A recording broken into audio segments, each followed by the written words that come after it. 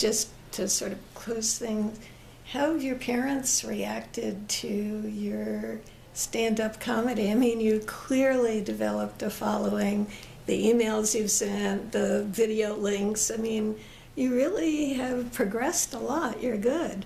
My That's a good question. How my parents reacted. Okay, there was the first time when I was at Cap City when I bombed.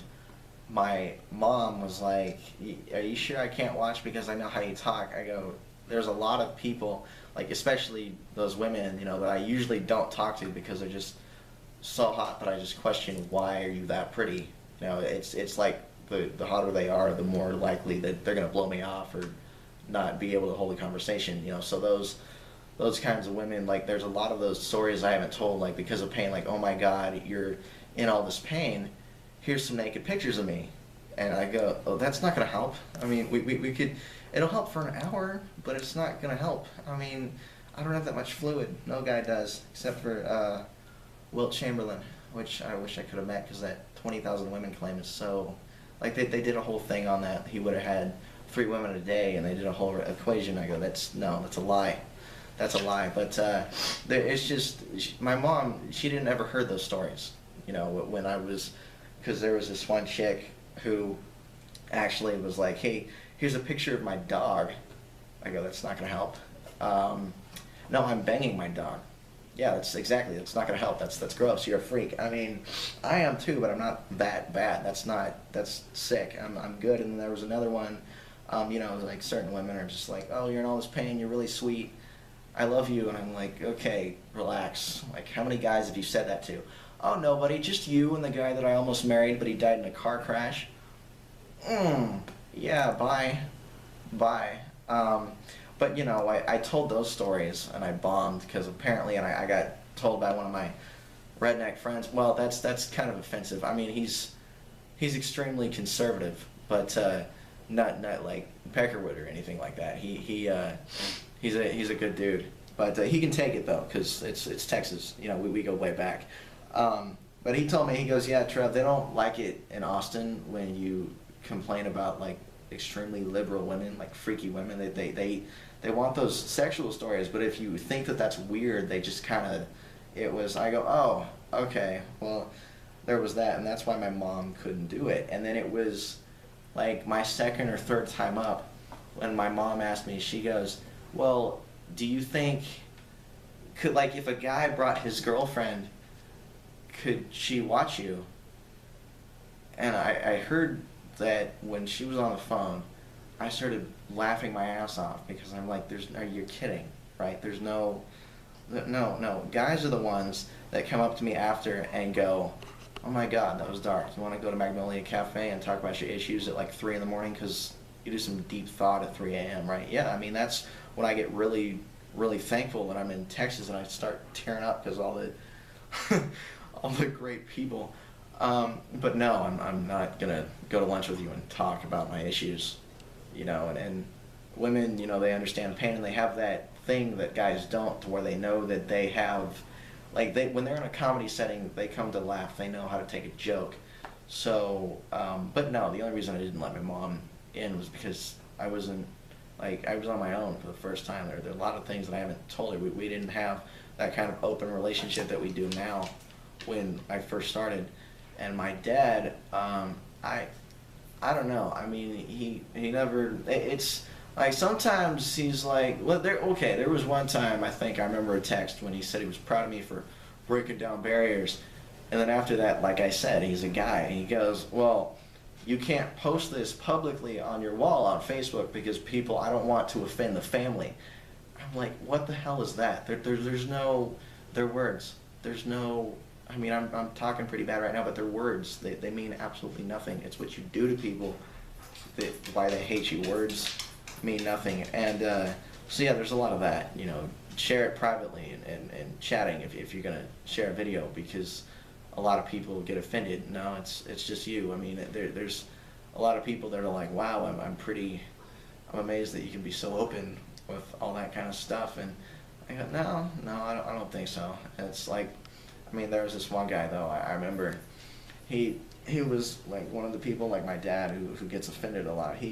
we met in church, and I remember there was this one time he was dropping me off at my apartment, and he told me just before he dropped me off, I was like right there, like the car was right here and my apartment was there. I just had to go down the hall. And he told me, you know, there are things in my car we can say because we're broken men, but what you do, you can't do it because it's in a public space. And then the next thing he said was, well, he basically prayed for me to fail right in front of me. He goes, well, God give him all the success and then wreck him when he's about 40 to let him know it's really important. And then he basically told me, I think his exact words were something like, you know, you can be like Cat Williams, you can be like Chris Rock. And I'm like, really, thanks, because I'm partially paralyzed. I can't move like those guys, but thanks for the compliment. You can have a great stand-up career. You can make the impact that you want to make. You can have a great family, great house, great car, great kids. You can make the impact you want to make. You can help all the people with your nerve pain and the CP that you want to help. And in migraines too, because I know that was a bitch when you were, that's the thing. There's another thing. I can't even, there's some days when I can't wake up before noon because I'm just frozen in a lot of pain and the migraine hits and it sucks. But he goes, you can make all this impact, but then, and everybody loves you, don't get me wrong, but then when you die and you get to heaven, God will reject you because you rejected him. And basically that's kind of why I don't really go to church anymore. Because it seems like I used to love it until I got into the comedy scene, because people in comedy clubs are so open with everything. I mean, I've been in, like I said, I've been in conversations where they were like, wow, I had no idea that you went, you know, I know this guy who did this, and then he's fighting through this, and you know, church people are just, they're basically the ones telling you that Austin's bad. I go, guys, you're only here for what? So what's the life expectancy, like 70 years? Okay, not even 100. You're only here for a C- average of time. You're not here. So if it looks good, like, be impulsive. I know that's very dangerous, but I do that a lot. But yeah, just do what you want. You're gonna be happier. And you know, they're basically like, oh, I'm gonna spread my faith at UT, which is great. But they're like, oh, I don't go to 6th Street because it's terrible. I don't do this on the UT campus because it's bad. It's against, you know, whatever. I go, dude, you kind of sound like my Mormon buddy, who's going to be going on a mission in August. I'm going to miss him. He helped me on stage a hell of a lot. He's the same guy that goes, like, the last time we hung out just before I left in May, he was like, oh, dude, I'm not going to shake your hand because I know how your nerve issues are. And I go, well, yeah, I mean, don't get me wrong, dude. I say fuck every time. Like, here's the thing. I'll drop a series or whatever. I'll drop an F-bomb or whatever. It's just like, it depends on the physical contact. Like, there's some people that I touch, I'm just like, shit, and it really hurts. I go, oh, what's wrong? Did I do something? No, dude, I asked for a hug, and she's like, oh, it's totally fine. I get it. It must have sucked, which you have. But anyway, yeah, he's one of those caring guys, like one of the actual caring guys that never asked me why I was single and told me that I needed a girlfriend. I mean, I think he did that once, but I could tell his concern was genuine.